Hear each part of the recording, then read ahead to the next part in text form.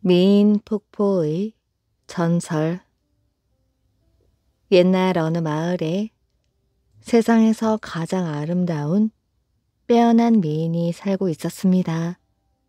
그런데 이 미인은 콧대가 높기로 유명하여 아무리 좋은 신랑감이 나타나도 눈에 차지 않았지요. 어느 해 글 잘하는 선비가 미인을 찾아와 청혼을 하였습니다. 그러나 미인은 선비의 옷차림을 훑어보며 중얼거렸습니다. 아무리 글을 잘하면 뭘 해? 난 저런 가난뱅이는 싫어. 나 같은 미인은 부잣집 안방 마님이 어울린다고. 선비의 옷차림이 남루하는 것을 보고 미인은 청혼을 거절하였지요. 거절을 당한 선비는 힘없이 돌아갔습니다. 다음 해에는 옷을 아주 잘 차려입은 총각이 말을 타고 와서 청혼을 하였지요. 낭자, 나와 결혼해 주시오. 우리 집은 가진 재물이 많으니 당신 손에 물 한 방울 안 묻게 해드릴 수 있소. 그러나 미인은 그 사람도 탐탁치 않게 여겼습니다. 돈 푼 깨나 있게 생겼지만 외모가 별로라. 나랑 안 어울려. 미인은 이번에도 거절을 하였습니다. 미인은 세상에서 자기가 제일 잘났다는 허황된 착각 속에 빠진 채 하루하루 폭포수에 목욕을 하며 눈에 차는 짝을 기다렸습니다. 그러다가 10년이 지나고 20년이 지났지요. 이제 그녀에게는 더 이상 예전의 아름다운 모습을 찾아볼 수 없게 되었습니다. 그러나 미인은 세월이 흘러 나이가 그렇게 된 줄도 모르고 스스로를 언제나 젊고 아름다운 미인이라고만 여기고 있었습니다. 어느 해 봄이었지요. 이때 한 멋진 총각이 폭포 구경을 왔습니다. 내가 그토록 기다리던 이상형이 이제야 나타났구나. 미인은 다짜고짜 그 남자에게로 달려가 청혼을 하였지요. 이제야 제게 어울리는 짝을 찾은 것 같군요. 저와 결혼해요. 난데없이 청혼을 받은 총각은 어이가 없었습니다.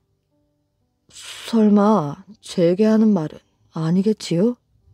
이 말을 들은 미인은 깜짝 놀라 물속에 비친 자기 얼굴을 바라보았습니다. 그런데 자신의 모습은 스스로도 알아볼 수 없을 만큼 늙어 있는 게 아니겠어요? 이럴 수가. 이런 모습으로는 더 이상 살 수는 없어.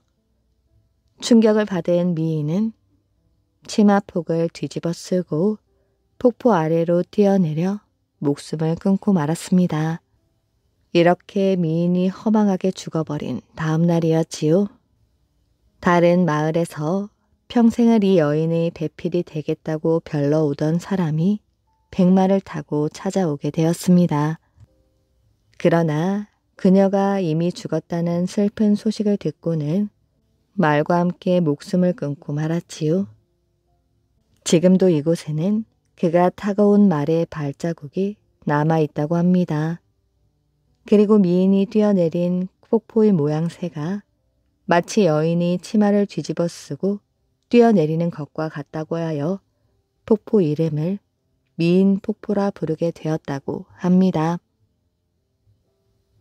양반 족보를 사들인 김씨. 옛날 경상도 어느 고을에 김씨성을 가진 사람이 살고 있었습니다. 김씨는 업신여김을 당하는 이른바 상놈이었지요.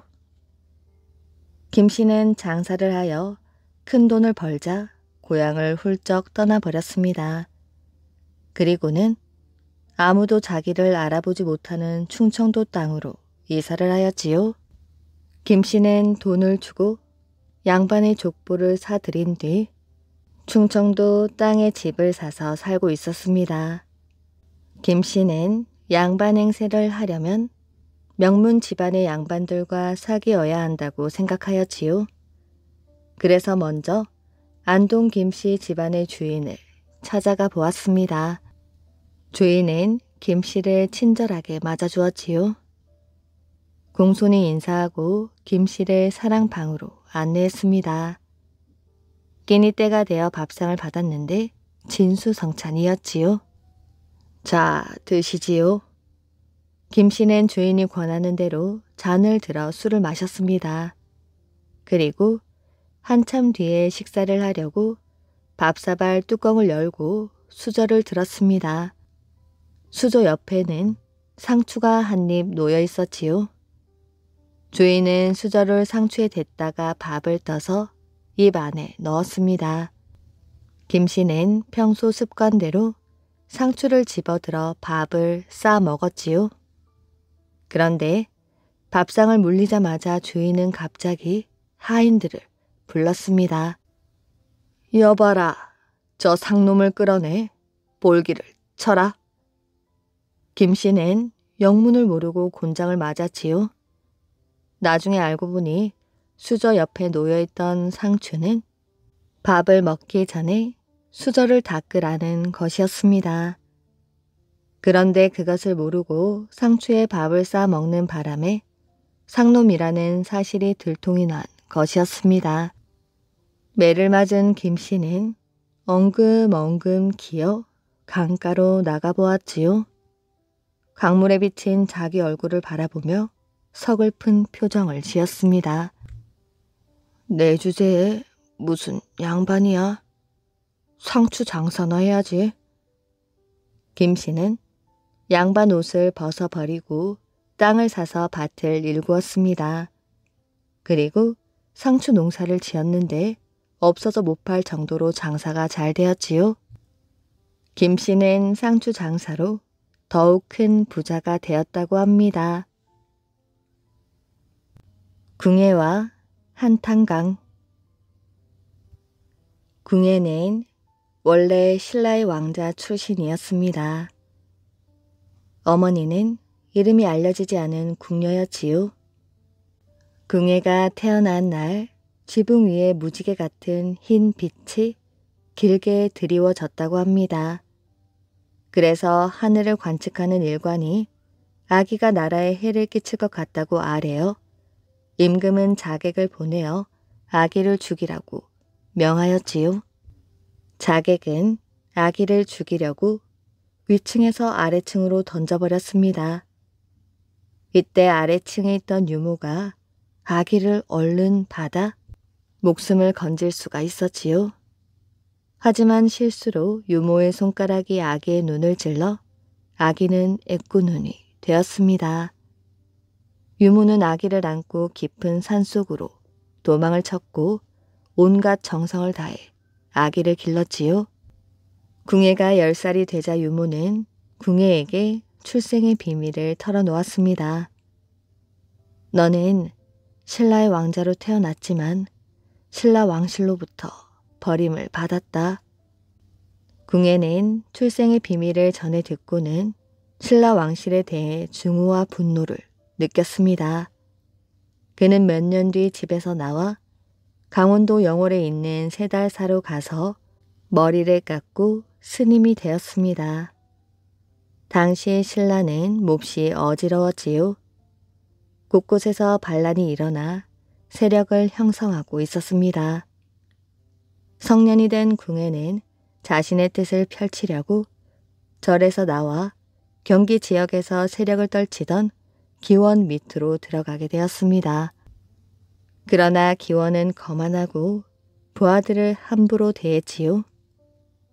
궁예는 기원이 자신을 떠돌이 중이라고 푸대접하자 이듬해 원주로 가서 양길의 부하가 되었습니다. 양길은 궁예가 비범한 인물임을 알아보고 후하게 대접해 주었지요. 궁예에게 군사를 주어 원주 동쪽을 공격하게 했는데 궁예는 강원도 영월, 평창, 울진 등을 점령하고 강릉까지 함락시키게 되었습니다. 이때 그가 거느린 군사가 3,500여 명에 이르렀지요. 그의 세력은 개성까지 뻗쳐나가게 되었습니다. 개성은 대호족인 왕씨 일가의 근거지였지요. 이때 왕건은 궁예 밑으로 들어가게 되었습니다. 궁예는 왕건의 아버지 왕룡을 금성 태수로 삼고 왕건에게는 장군의 직분을 주었지요. 왕건은 과연 빼어난 장수였습니다. 가는 곳마다 큰 승리를 거두는 왕건의 활약에 힘입어 궁예는 나날이 세력이 커져만 갔지요. 그러더니 마침내 나라를 세워 후 고구려라 하고 스스로 왕이라 칭하게 되었습니다. 궁예는 그 뒤 나라 이름을 마진이라 바꾸고 이듬해 도읍을 철원으로 옮겼지요.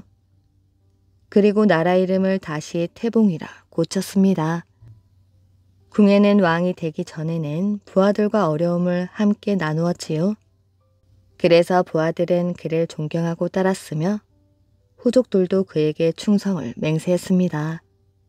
그런데 궁예는 왕이 되자 사람이 달라지고 말았지요.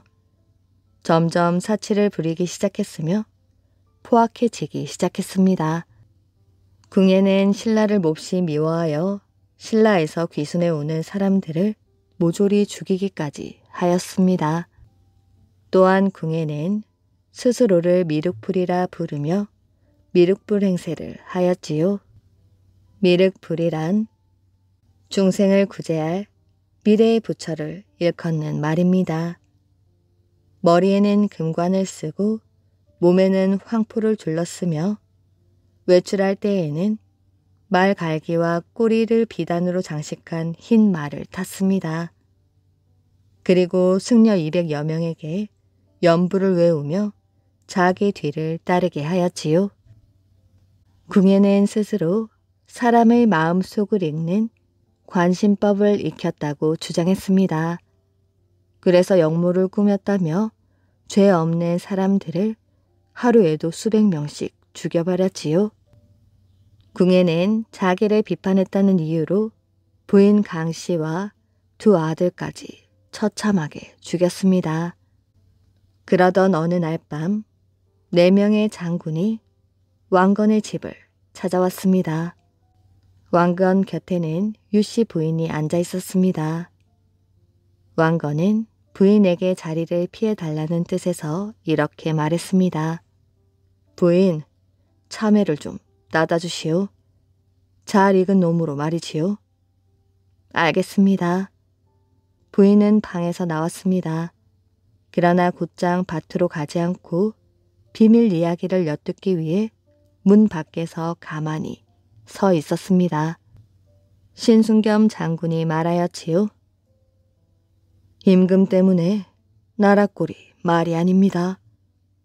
이러다가는 견훤의 후 백제에게 나라를 빼앗기고 말 것입니다. 옆에 있던 장군들도 말했습니다. 나라를 구하고 백성을 살리려면 지금의 임금을 쫓아내고 새 임금을 모셔야 합니다. 대감, 우리나라를 다스릴 분은 대감밖에 없습니다. 그러나 왕건은 장군들의 간청을 거절했습니다. 안 될 말이오. 신하가 임금을 배반하다니. 나는 그럴 수는 없소. 대감, 나라가 망하고 백성이 죽어가는 마당에 의리가 그렇게 중요하십니까? 안 된다고 하지 않소. 내 앞에서 더 이상 그런 말을 하지 마시오. 바로 그때 유씨 부인이 급히 방 안으로 들어와 말했습니다. 대감, 우리 임금은 폭군입니다. 임금 때문에 만 백성이 괴로움을 당하는데 의리가 무슨 소용이 있겠습니까? 지금의 기회를 놓쳐서는 안 됩니다. 어서 하늘의 뜻을 따라 주십시오. 유씨 부인은 건너 방으로 가서 갑옷을 가져와 왕건에게 갑옷을 입혀주었습니다. 왕건은 부인의 말을 거역할 수가 없었지요. 모두 다 옳은 말이었기 때문이었습니다. 그날 밤 4장군과 함께 군사를 일으킨 왕건은 궁예를 몰아내고 왕의 자리에 오르게 되었지요. 왕건은 나라의 이름을 고려라 했습니다. 한편 궁예는 왕건이 군대를 이끌고 궁전으로 쳐들어온다는 소식을 듣고 깜짝 놀랐습니다. 왕건이 나를 배신한다고? 그렇다면 내 명도 다 끝났구나. 궁예는 변장을 하고 겨우 궁전을 빠져나오게 되었습니다. 하지만 왕건의 부하들은 궁예의 뒤를 쫓았지요. 궁예는 그들에게 쫓겨 철원 지방을 흐르는 강을 건너가게 되었지요. 그런데 그는 강가에 있는 돌들을 보고 깜짝 놀라고 말았습니다. 돌들이 모두 구멍이 숭숭 뚫려 있는 것이었지요. 궁예는 하늘을 우러러 이렇게 한탄했습니다. 돌들이 모두 좀이 슬고 늙었구나. 내 몸도 저처럼 늙었으니 나의 운이 다했구나. 이때부터 이 강은 궁예가 한탄을 했다고 하여 한탄강이라 부르게 되었습니다. 궁예는 산속으로 급히 숨어 들어갔지요. 여기저기 도망을 다니다가 배고픔을 잊지 못하고 이삭을 훔쳐 먹기도 했습니다. 하지만 궁예의 도피 생활은 오래 가지 못하였지요. 궁예는 강원도 어느 마을에서 농민에게 붙잡혀 목숨을 잃고 말았습니다. 독립신문을 만든 서재필. 옛날 서재필이 사람들 사이를 지나가며 큰 소리로 신문을 사라고 외쳤습니다.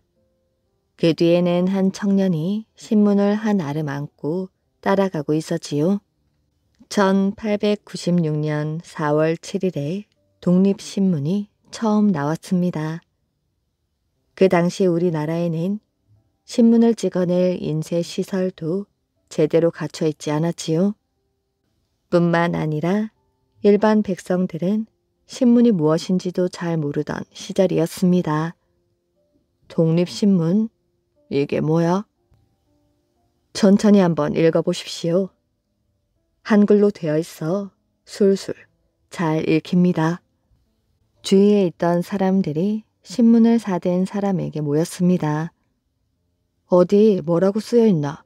한번 읽어나 보시오. 지금 이때는 같은 백성끼리 서로 싸움을 할 때가 아니라 서로 돕고 서로 보호하고 서로 사랑하여야 조선이 외국 사람들에게 강하게 보일 것이니. 그거 참 맞는 말일세. 한 사람이 신문을 읽자 이를 듣고 있던 다른 사람들이 맞장구를 쳤습니다. 한글로 되어 있어 읽기 좋군. 어디 나도 한 장 줘보게. 독립신문은 우리 국민들에게 이렇게 알려지기 시작했습니다. 독립신문을 만든 사람은 바로 서재필이란 사람이었지요. 서재필은 전라남도 보성에서 태어났습니다. 어려서부터 매우 영리했던 탓에 어린 나이에 중국의 고전인 사서와 삼경을 금방 떼었지요. 얼마 뒤 서재필은 15살의 나이로 장원 급제를 했습니다. 그 뒤 일본으로 유학을 다녀온 서재필은 우리나라를 자주 독립국가로 새롭게 변화시켜야 한다는 생각을 갖게 되었습니다. 이러한 생각을 가지고 있던 사람들이 갑신정변을 일으키게 되었지요. 옛 세력을 몰아내고 새로운 정부를 세우려 했던 것이었습니다. 그 사람들 속에는 서재필도 끼어 있었습니다. 하지만 이 일은 실패로 돌아가고 말았지요. 결국 서재필은 일본으로 갔다가 다시 미국으로 망명을 하게 되었습니다. 서재필은 언젠가 다시 돌아갈 조국을 위하여 열심히 배우고 실력을 닦아 우리나라 사람으로는 처음으로 서양 의사가 되었습니다. 그리고 마침내 1859년 다시 우리나라로 돌아올 수 있었지요. 조국을 위해 내가 해야 할 일이 무엇일까? 오랜만에 돌아온 조국은 매우 좋지 않은 상황이었습니다. 그래, 신문을 만들자. 백성들을 깨우치는 게 가장 급한 일이지. 당시 서재필은 백성들에게 나라가 처한 일을 제대로 알리고 가르치는 게 더욱 중요하다고 생각했던 것입니다. 서재필은 발빠르게 움직였지요. 신문을 만들려면 돈도 필요하였고 인쇄기도 들여와야 했습니다. 또 일하는 사람들도 모아야 했습니다. 다행히 주위의 도움으로 일은 착착 진행되게 되었지요. 정부로부터 돈을 지원받았고 일본에서 인쇄기도 들여왔습니다. 독립신문은 백성들에게 정치 문제나 관료들의 잘못된 행실을 낱낱이 알려주는 일을 했습니다. 독립신문이 백성들 사이에서 널리 읽히자 서재필은 조금 더 힘 있는 운동을 펼치고 싶었습니다. 독립신문이 나온 지 몇 달 뒤 서재필은 사람들을 모아 독립협회를 만들었지요. 독립협회는 우리나라가 온전히 우리의 힘으로 발전해 나갈 것을 주장했습니다. 영운문을 헐고 그 자리에 독립문을 세웁시다. 영운문이라면 서대문 밖에 있는 문 말입니까? 그렇소. 영운문은 우리 민족에게 부끄러운 과거요. 영운문은 태종 7년에 명나라 사신을 영접하기 위해 세운 것입니다. 중국의 사신이 오면 은혜를 맞이한다라는 뜻에서 세운 문이지요. 서재필의 말에 독립협회 회원들은 모두 큰 소리로 찬성을 했습니다. 고종황제도 독립협회의 의견을 받아들였고 독립문을 세우려는 계획은 빠르게 진행되게 되었지요. 독립신문에는 독립협회에서 국민들의 성금을 모은다는 광고가 실리게 되었습니다. 독립문을 세우는데 돈이 필요하대요. 나라를 위한 일에 쓰인 돈인데 우리도 조금씩 보탭시다.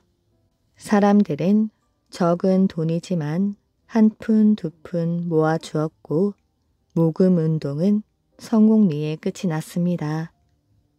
드디어 영운문이 헐린 자리에 독립문이 세워지게 되었지요. 독립이란 국민 모두가 원하고 힘써 노력하지 않으면 이루어지지 않습니다. 이제 이 자리에 부끄러운 과거를 지우고 독립에 대한 새 희망이 우뚝 섰습니다. 여러분, 우리 모두 이제부터 이 나라의 독립을 위해 더욱 힘을 모아 나갑시다. 독립신문과 독립협회의 활동은 우리 국민들 가슴에 독립에 대한 힘과 의지를 불어넣어 주었지요. 서재필은 미국으로 돌아간 뒤에도 우리나라의 독립을 위하여 많은 활동을 벌였습니다. 그러한 노력 덕분에 일본의 지배를 받던 우리나라의 비참한 현실이 외국에 널리 알려질 수 있었다고 합니다. 북두와 남두. 옛날 중국에 관로라는 유명한 점쟁이가 살고 있었습니다. 어느 봄날이었지요. 관로가 말을 타고 시골길을 지나가다가 문득 밭에서 일하는 소년의 얼굴을 보고는 혀를 차며 중얼중얼 거렸습니다. 불쌍한 것, 네 이름이 무엇이냐? 조언이라고 합니다. 너의 얼굴을 보니 20살을 넘기지 못하고 죽겠구나. 소년은 그 이야기를 듣고 깜짝 놀라서 아버지께 달려가 그 사실을 알렸습니다.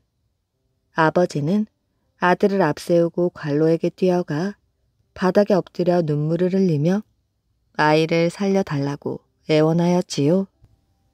관로는 난처한 표정으로 아버지와 아들을 보았습니다. 나는 점을 쳐줄 뿐이지 수명을 늘리거나 줄이기는 할 수 없소. 그것은 인간의 힘으로는 할 수 없는 일이오. 아버지와 아들은 관로의 옷자락을 잡고 늘어졌지요. 무슨 일이든 하겠습니다. 죽으라면 죽겠습니다. 제 아들만 살려주십시오. 관로는 자기가 실수를 했다는 것을 알았습니다. 하지만 이미 엎질러진 물이었지요. 하는 수 없이 그들에게 방법을 가르쳐 줄 수밖에 없었습니다. 향기로운 술 한 항아리와 맛있는 고기를 준비하여 당신 밭 끝에 가보면 큰 뽕나무가 있을 것이요. 그 아래를 보면 2명의 신선이 바둑을 두고 있을게요.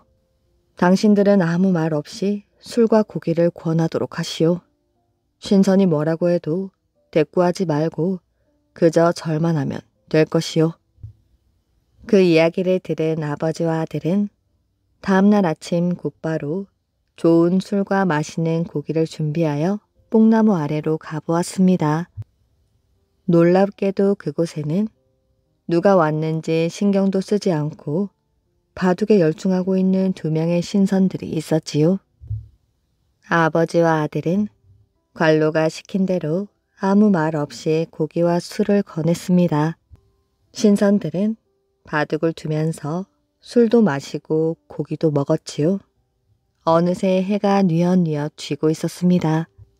저녁 무렵이 되자 북쪽에 앉아있던 신선이 그제야 아버지와 아들이 있다는 것을 알아차리고 무서운 얼굴을 하며 소리를 질렀습니다. 이런 곳에서 뭘 하는 것이야? 어서 저쪽으로 가거라.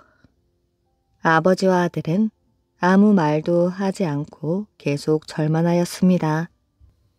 그때 남쪽에 앉아있는 신선이 웃으며 이런 말을 하였지요. 이제까지 잘 먹고 마셨으면서 그렇게 무섭게 굴 건 뭐 있나? 마음껏 먹고 마셨으니 살해라도 해야지. 북쪽에 앉아있던 신선은 그제야 아이의 얼굴을 물끄러미 보면서 퉁명스럽게 말했습니다. 이 아이의 수명은 태어나기 전부터 결정되어 있기 때문에 이젠 어쩔 수 없단 말이지. 그렇다면 좀 조사를 해볼 터이니 장부를 좀 빌려주게. 남쪽에 앉은 신선이 장부에서 소년의 이름을 찾아내었습니다. 수명이 19살까지 되어 있군. 그럼 1이 하면 되겠군. 그 말과 함께 10의 자리에 1과 1의 자리에 9를 바꾼다는 표시를 했습니다. 이제 이 아이는 91살까지 살 수 있을 게야. 아버지와 아들은 그 길로 관로를 찾아가 자기들이 본 것을 그대로 이야기했습니다. 북쪽 신선은 북두 7성이고 남쪽 신선은 남두 6성이요. 북두 7성은 죽음을 관장하고 남두 6성은 삶을 관장하지요. 하여튼 잘 되었소. 관로는 그 말을 남기고 어디론가 사라져 버렸다고 합니다. 3000번 절을 한 할머니. 옛날에 큰 병에 걸린 부잣집 할머니가 있었습니다. 할머니는 유명하다는 의원을 모두 찾아다녔지만 병을 고치지는 못했습니다. 그러던 어느 날 할머니는 병을 잘 고친다는 큰 스님의 이야기를 듣고 직접 찾아가 만나기로 하였지요. 그런데 큰 스님을 만나기 위해서는 먼저 3000배를 해야 했습니다. 몸이 아픈 할머니는 고민이 되었지요. 한참을 고민하던 할머니는 제자 스님에게 자신의 사정 이야기를 하고는 저를 위해 아주 많은 돈을 내었습니다. 그래도 큰 스님은 할머니를 만나주지 않았지요. 스님, 다시 한 번만 사정을 이야기해 주십시오. 온 몸이 아파서 움직일 수가 없는데 어찌 3000번이나 절을 하란 말입니까? 제자 스님은 큰 스님을 다시 찾아가서 할머니의 말을 그대로 전하였지요. 스님, 할머니께서 몸이 아파 도저히 3000배를 할 수 없다고 합니다. 그러나 큰 스님은 눈만 깜빡깜빡 거릴 뿐이었습니다. 제자 스님은 큰 스님의 생각을 할머니께 전하였지요. 큰 스님은 어떠한 경우에도 삼천배를 하지 않으면 만나 주시지 않을 모양입니다. 그러니 어떻게든지 삼천배를 하시는 게 좋을 것 같습니다. 할머니는 그 말을 듣고 화가 났지만 슬슬 오기가 생기기 시작했습니다. 어차피 이대로 돌아가면 평생 병과 싸우면서 살아야 하는데 죽을 때 죽더라도 용하다는 스님을 꼭 만나보자. 이렇게 결심한 할머니는 급히 두 여인을 구해왔습니다. 양쪽에서 부축해줄 사람이 필요했던 것이었지요. 처음에는 온 몸에 땀이 나고 몸이 아파서 무척 힘이 들었습니다. 하루 동안 삼천배를 한다는 것이 도저히 불가능해 보였지요. 삼천배를 시작한 지 이틀째 되는 날이었습니다. 할머니는 자신도 모르는 사이에 몸이 가벼워진 것을 느낄 수가 있었지요. 삼천배를 마칠 때쯤에는 혼자서도 절을 할 수 있을 정도가 되었고, 삼천배를 마쳤을 때에는 아팠던 몸이 거의 다 나았습니다. 그래서 할머니는 자신의 병을 고쳐준 큰 스님께 감사의 큰 절을 올렸지요. 큰 스님은 몸을 움직이게 하여 막혔던 기운을 뚫어준 것이라고 합니다. 안개가 된 뱀.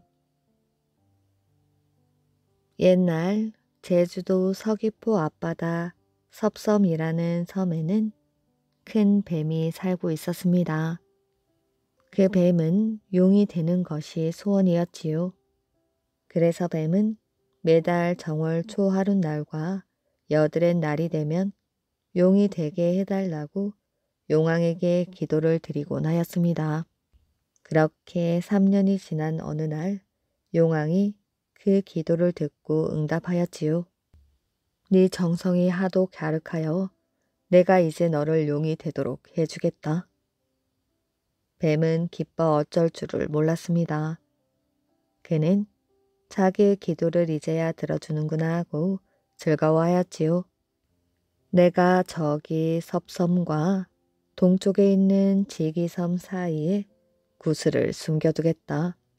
네가 그것을 찾아내기만 하면 바로 용이 될 수 있을 것이야. 용왕은 뱀에게 용이 되는 비결을 은밀하게 알려주고 바닷속으로 들어가 버렸지요. 그날부터 뱀은 용왕이 숨겨둔 귀중한 구슬을 찾으려고 두 섬 사이 바다 밑을 뒤지기 시작하였습니다. 그것은 뱀으로서는 아주 어려운 일이었지요. 바다 밑을 샅샅이 뒤졌으나 끝내 구슬을 찾지 못하였습니다. 그러나 뱀은 포기하지 않고 계속 구슬을 찾아다녔지요. 그러기를 100년. 그러나 뱀은 낙심하지 않고 구슬을 찾기 위하여 무진장 애를 썼습니다. 그러나 끝내 찾지 못하였지요. 뱀은 원통하고 지쳐서 그만 죽고 말았습니다. 그 후 비가 내리려고 하면 섭섬에는 늘 짙은 안개가 끼곤 하였지요. 그것은 죽은 뱀의 혼이 안개가 되어 그 섭섬 꼭대기에 서리는 것이라고 사람들은 말하였습니다. 용이 되려다가 뜻을 이루지 못한 한이 지금도 비가 내리려면 그 섭섬 위에 서리는 것이라고 합니다. 백마로 용을 잡은 장수. 백제의 마지막 날이 다가오고 있었습니다. 신라의 청으로 13만의 대군을 이끌고 백제 땅에 도착한 당나라 장수 소정방은 이제 마지막 공격을 눈앞에 두고 있었습니다. 그런데 소정방은 백제의 수도인 사비성으로 들어갈 수 없었습니다. 장군님, 바람이 불어 배를 띄우기는 어려울 것 같습니다. 바로 저 강만 건너면 사비성인데. 소정방은 평지에는 바람 한 점 없는데 유독 강 위에만 이상한 소리와 함께 큰 바람이 부는 까닭을 알 수 없었습니다. 어찌나 세차게 부는지 가까이 다가갈 수도 없었지요. 안 되겠다. 이대로 있다가는 싸워보지도 못하고 돌아가게 생겼구나. 여봐라, 흩어진 배들을 정비하고 진군할 채비를 하라. 소정방은 잠시 강물이 잠잠해진 틈을 타 이렇게 명령하였지요. 그러나 배가 뜨자마자 다시 강물이 세차게 출렁거렸습니다. 소정방은 어쩔 수 없이 또다시 진군을 포기할 수밖에 없었지요. 어서들 대책을 생각해 보시오. 그때 한 장수가 말하였지요. 장군님, 이곳에 아주 용한 점쟁이가 있다고 들었습니다. 그래? 어서 가서 데려오너라. 소정방은 지푸라기라도 잡는 심정으로 점쟁이를 불러오게 하였습니다. 잠시 뒤 점쟁이가 소정방 앞에 불려왔지요. 저 강물이 왜 저렇게 사나워졌는지 아느냐? 점쟁이는 소정방의 물음에 아무것도 모른다고 딱 잡아떼었습니다. 네 이놈, 바른대로 말하지 못하겠느냐? 만약 거짓을 말할 때에는 내가 너희 목숨을 가져갈 것이야. 소정방이 목숨을 가져가겠다며 후통을 치자 겁이 난 점쟁이는 두려움에 입을 열었지요. 이 강에는 예부터 나라를 지키는 큰 용이 살고 있습니다. 큰 용이라? 그럼 그 용을 잡을 수 있는 방법이 있겠느냐? 점쟁이는 나라를 배신하는 것 같았습니다. 점쟁이가 주춤하는 것을 보자 소정방은 조금 전보다 목소리를 높였지요. 이놈, 용을 잡을 수 있는 방법이 있냐고 물었다. 네 놈은 목숨이 2개인가 보구나. 소정방은 옆에 차고 있던 긴 칼을 빼들었습니다. 점쟁이는 모든 것을 체념한 듯 입을 열었지요. 그 용을 잡으려면 백마가 필요합니다. 용이 백마를 좋아하기 때문에 백마를 미끼로 삼아 용을 낚으면 될 것입니다. 소정방은 점쟁이 말이 끝나기가 무섭게 낚싯대를 만들도록 하였습니다. 군사들은 쇠로 낚싯줄을 만들었지요. 그리고 백마를 미끼로 하여 요동치고 있는 강 위로 낚싯줄을 던졌습니다. 잠시 후 물살이 잠잠해지는가 싶더니 또다시 요동을 치기 시작하였지요. 그러고는 2 줄기로 쩍 하고 갈라졌답니다. 금세 낚싯줄이 팽팽하게 당겨졌지요. 드디어 용이 백마를 물었구나. 소정방은 미소를 지으며 낚싯줄을 잡아당기도록 하였습니다. 용도 지지 않고 백마를 자기 편으로 끌어가려고 안간힘을 썼지요. 낚싯줄은 더욱 팽팽하게 당겨졌고 하늘에 다시 검은 구름이 끼더니 비가 내리고 바람이 불기 시작하였습니다. 그러나 용의 기운이 빠졌는지 강한 비바람은 아니었지요. 용은 그제야 자신이 무슨 잘못을 저질렀는지 깨달았습니다. 용은 소정방에게 끌려가지 않으려고 바둥거리며 버티고 있었지요. 여봐라, 어서 더 많은 군사들을 불러오거라. 소정방은 더 많은 군사들을 불러 모아 팽팽해진 낚싯줄을 더욱 힘껏 잡아당겼습니다. 아무리 용이라지만 혼자의 힘으로 그 많은 군사들의 힘을 당해낼 수는 없었지요. 시간이 지날수록 용은 점점 지치고 힘이 빠졌습니다.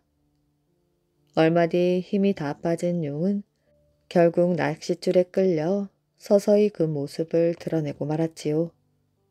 결국 용이 물 위로 완전히 모습을 드러내자 하늘은 언제 그랬냐는 듯 말끔히 개이고 강물도 잔잔해졌습니다. 거대한 용을 잡은 소정방과 당나라 군사들은 사기가 충전하여 단번에 강을 건너 사비성으로 쳐들어갔지요. 소정방의 공격을 받은 백제는 오래 버티지 못하였습니다. 곧 힘을 잃고 나라를 지키지 못한 채 멸망하고 말았지요. 이런 일이 있은 뒤 사람들은 소정방이 용을 낚았던 곳을 조룡대라 부르고 그곳을 흐르는 금강줄기를 백마로 용을 낚은 강이라 하여 백마강이라고 불렀습니다. 욕심쟁이 부자와 매. 아주 먼 옛날 외금강 기슭에 욕심쟁이 부자가 살았습니다. 부자는 악착같이 남의 땅을 빼앗곤 하였지요. 밤낮으로 땅을 빼앗기 위하여 고민하였습니다. 아차, 그런 방법이 있었구만. 다음날 부자는 마을 사람들을 불러 모았습니다. 영감님, 무슨 일이십니까? 앞으로 내 땅을 밟고 다니는 사람은 땅값을 내야 한다. 마을 사람들은 어이가 없었지요. 영감님, 그런 법이 어디 있습니까? 이 땅의 주인이 나니 내가 하는 말이 법이지. 마을 사람들은 모두 할 말을 잃었습니다.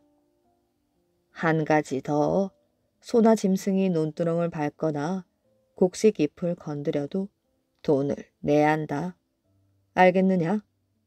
마을 사람들은 수근거렸지만 누가 나서서 잘못을 따지지는 못하였습니다. 모두들 부자의 땅을 붙여먹고 사는 처지였기 때문이지요. 그 후에도 부자는 자기가 갖고 싶은 것이 있으면 뭐든지 빼앗으려고 했습니다. 이때 매를 가지고 다니며 사냥을 하는 젊은 사냥꾼이 나타났지요. 사냥꾼이 가지고 다니는 매가 그렇게 크다면서요. 매가 사냥을 그렇게 잘한대요. 사냥꾼의 매 소식은 순식간에 마을 전체로 퍼졌습니다. 부자도 이 소식을 들었지요. 커다란 매라고. 만약 그런 게 있다면 어떻게 빼앗지? 부자는 사냥꾼을 집으로 불렀습니다. 그러고는 사냥꾼이 데리고 온 매를 살펴보았지요. 과연 소문대로군. 저놈이 나타나면 짐승들은 그 자리에서 굳어버리겠어. 부자는 사냥꾼의 매가 탐이 났습니다. 참 좋은 매를 가졌네. 이 매를 어디서 구했나? 구한 게 아니라 키운 것입니다. 이 매를 키우다니 집에서 키웠단 말인가? 예, 집안 대대로 내려오며 키웠지요. 벌써 5대째 키우고 있습니다. 사냥꾼은 자신 있게 말했습니다. 5대째라고? 5대만 키우면 어떤 매든 이렇게 큰단 말인가? 아무 매나 이렇게 크는 것은 아니지요. 그렇겠지. 무슨 방법이 있겠지. 그 방법을 가르쳐 줄 수 없겠나? 부자는 부러운 듯 사냥꾼을 바라보았습니다. 저는 이만 사냥을 하러 가야겠습니다. 사냥꾼은 대답도 않고 문 밖으로 걸어 나갔습니다. 이보게, 나도 같이 가세. 부자는 사냥꾼을 따라 산 기슭으로 갔지요. 산에는 매일 사냥을 구경하느라 마을 사람들이 모두 모였습니다. 매는 기웃기웃 거리더니 쏜살같이 아래로 내리꽂혔지요. 어느새 매는 살쾡이를 잡아서 주인에게 날아왔습니다. 이왕이면 사람이 먹을 수 있는 걸 잡게. 맛 좋은 고기 같은 거 말일세. 부자가 사람들 사이를 헤치고 나오는 사냥꾼을 보았습니다. 사냥꾼이 웃으며 주변을 두리번거렸지요. 부자님 발 밑에 한 마리 숨어 있군요. 얼른 잡으십시오. 부자가 발 밑을 내려다보니 꿩 한 마리가 있었습니다. 마을 사람들은 저마다 숲을 뒤지기 시작하였지요. 짐승을 찾으신 분들은 가져가십시오. 사람들은 좋아서 어쩔 줄을 몰랐습니다. 부자는 사냥하는 매를 보자 욕심이 더욱 생겼지요. 이번에는 노루를 잡아보시게. 노루요? 어디 잡아봅시다. 사냥꾼은 정말로 노루 3마리나 잡았습니다. 이보게 자네 우리 집에서 살지 않겠나? 나하고 같이 사냥이나 하면서 친구가 되어달란 말일세. 어떤가? 그럴 순 없습니다. 이 매만 믿고 사는 저희 가족이 20이 넘습니다. 부자는 입을 벌리고는 담을 줄을 몰랐습니다. 아니, 20이 넘는 가족이 매 한 마리에 매여 산다고? 그럼요. 고기가 먹고 싶으면 노루를 잡으면 되고 그러다 사슴을 잡게 되면 녹용을 얻으니 좋은 값에 팔면 되지요. 간혹 곰을 얻은 적도 있습니다. 그 값이 얼마나 되는지 아십니까? 부자는 깜짝 놀라 눈이 휘둥그레졌습니다. 그래? 저 매가 사슴이나 곰도 잡는단 말인가? 그럼요. 노루꿩이나 잡으려고 여기까지 온 줄 아십니까? 사냥꾼이 돌아가려고 하자 부자는 사냥꾼을 붙들었습니다. 알겠네. 걱정하지 말고 자네 가족을 데려오게. 내 자네 가족에게 땅을 내줄 것이야. 그럴 순 없습니다. 농사를 안 짓고도 살 수 있는데 왜 남의 땅에 농사를 짓습니까? 땅을 아예 준다면 몰라도. 사냥꾼의 말에 부자는 잠시 머뭇거렸습니다. 땅을 넘겨준다면 매를 나에게 주겠나? 그렇게 한다면 어디 생각을 좀 해보지요. 부자는 막상 땅을 준다는 것이 마음에 걸렸습니다. 사냥꾼은 주섬주섬 짐을 챙겨 돌아가려고 하였지요. 그러자 부자는 급히 사냥꾼을 다시 붙들었습니다. 이보게 내 땅 문서를 당장 주겠네. 그런데 그날 밤 마을에는 이상한 일이 일어났습니다. 사냥꾼이 집집마다 찾아다니며 땅 문서를 한 장씩 나누어 주었지요. 매를 팔아서 산 땅 문서이니 절대로 빼앗기지 마십시오. 사냥꾼은 땅 문서를 나눠주고는 어디론가 사라졌습니다. 다음날 아침 부자는 머슴들을 데리고 금강산 깊은 골짜기로 들어갔지요. 오늘 당장 곰을 잡아야 한다. 매는 부자의 어깨 위에서 퍼덕퍼덕 깃을 흔들더니 하늘 위로 날았습니다. 높이 오른 매는 금강산 높은 봉우리를 맴돌았지요. 곰을 잡거라. 꼭 곰을 잡아라. 부자는 푸른 하늘을 올려다보며 소리쳤습니다. 매는 몇 바퀴 돌더니 몸을 기웃거렸지요. 그러더니 재빠르게 외금강 쪽으로 내리꽂혔습니다. 이놈들 어서 매를 잡거라. 부자가 뛰어다니며 머슴들에게 고래고래 소리를 질렀습니다. 그러나 매는 어디에도 없었지요.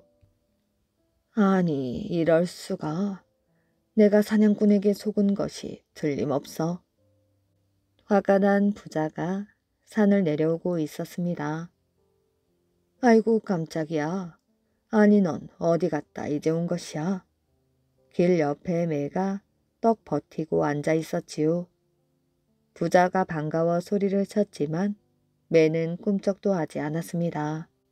이상한 생각이 든 부자는 돌을 던져 보았지요. 갑자기 매의 몸이 커졌습니다. 다시 한번 던졌지요. 이번에도 그만큼 커졌습니다. 부자는 더럭 겁이 났지요. 매는 여전히 그 자리에 앉아 눈을 부릅뜨고 있었습니다. 아이고 세상에. 부자는 소리를 지르며 엎어지고 자빠지면서 마을로 내려왔습니다. 그때부터 매는 떠나지 않고 그 자리에 앉아 있었지요. 매 바위는 지금도 금강산 입구에서 오고 가는 사람들을 유심히 살펴보고 있다고 합니다. 욕심 부린 호랑이. 옛날 어느 산속에 더위와 가뭄이 시작되었습니다. 풀잎은 말라가고 땅들은 물기가 없어 쩍쩍 갈라졌지요. 동물들도 지쳐서 움직일 수가 없었습니다. 더구나 두꺼운 털 때문에 가만히 있어도 땀이 줄줄 흘러내렸지요. 너무 더워서 도저히 밖으로 나갈 수가 없어. 나는 실컷 물이라도 마시고 싶어. 동물들은 더위를 피하여 낮에는 어두운 굴 속에서 낮잠을 잤습니다. 그러다가 해가 기울면 슬금슬금 나와서 먹을 것을 찾아다녔지요. 그런데 날씨에도 아랑곳하지 않고 어슬렁어슬렁 돌아다니는 호랑이가 있었습니다. 호랑이는 이 골짜기 저 골짜기를 뛰어다니며 냄새를 맡느라 코를 벌렁벌렁 거렸지요. 호랑이는 덩치도 큰 데다가 먹기도 많이 먹었습니다. 하루 종일 돌아다녀도 먹을 것을 구하지 못하면 바위나 나무 뒤에 숨어 다른 짐승들이 굴 밖으로 나오기만을 기다렸습니다. 그러던 어느 날 호랑이는 다른 날과 마찬가지로 먹이를 찾아다녔습니다. 마침 호랑이가 있는 근처에 커다란 소나무 한 그루가 있었지요.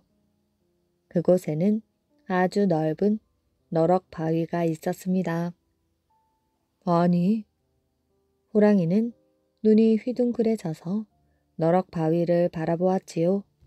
어린 소년 하나가 옷을 홀라당 벗고 낮잠을 자고 있었습니다. 소년은 망태기를 베개 삼아 코를 드르렁 드르렁 골고 있었지요. 산 나무를 캐러 온 소년이었습니다. 망태기 안에 도라지가 가득하였지요. 호랑이는 입맛을 다시며 살금살금 너럭 바위가 있는 소나무로 다가갔습니다. 산을 돌아다니며 도라지를 캔 소년이 너무 더워서 쉬고 있는 것이 분명하였지요. 땀에 젖은 옷을 말리느라 옷도 벗어놓고 잠이 든 것입니다. 오랜만에 배부르게 점심을 먹겠구나. 호랑이는 혀를 날름거리며 어린 소년을 내려다 보았지요. 호랑이는 기뻐서 어쩔 줄을 몰랐습니다. 웃음이 나오려는 걸 억지로 참으며 소년에게 가까이 다가갔지요. 안 되겠다. 이러다가 내 웃음소리에 이놈이 깨고 말겠어. 호랑이는 도저히 웃음을 참을 수가 없었습니다. 이놈이 보이지 않는 곳에서 한바탕 웃고 와야겠다. 호랑이는 고개를 돌려 골짜기를 향해 걸어갔습니다. 게으름뱅이들 같으니라고 아무리 덥다고 낮에 잠만 자니 나 같은 횡재를 얻을 수 없는 것이라고 바보 같은 것들. 호랑이는 속으로 다른 짐승들을 비웃었습니다. 뒤를 돌아보니 소년은 여전히 코를 골며 자고 있었지요. 불쌍한 것, 잠이나 실컷 자거라. 곧 내 먹이가 될 것이니. 호랑이는 소년을 바라보며 입가에 미소를 지었습니다. 호랑이는 골짜기로 내려와 속이 후련하게 웃었지요. 산이 쩌렁쩌렁 울렸습니다. 실컷 웃은 호랑이는 소년이 자고 있는 곳으로 갔습니다. 소년이 깨지 않게 슬금슬금 기어갔지요. 그때 소나무 아래에 토끼 한 마리가 휙 하고 지나갔습니다. 호랑이는 침을 꿀꺽 삼키며 토끼가 지나간 쪽을 바라보았지요.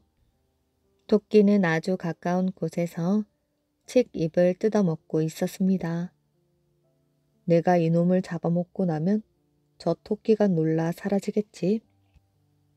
호랑이는 갑자기 욕심이 생겼습니다.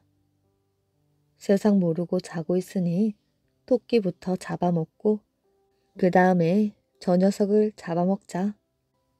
호랑이는 소년을 잡아먹으려다가 뒷걸음쳐 토끼가 있는 곳으로 갔습니다.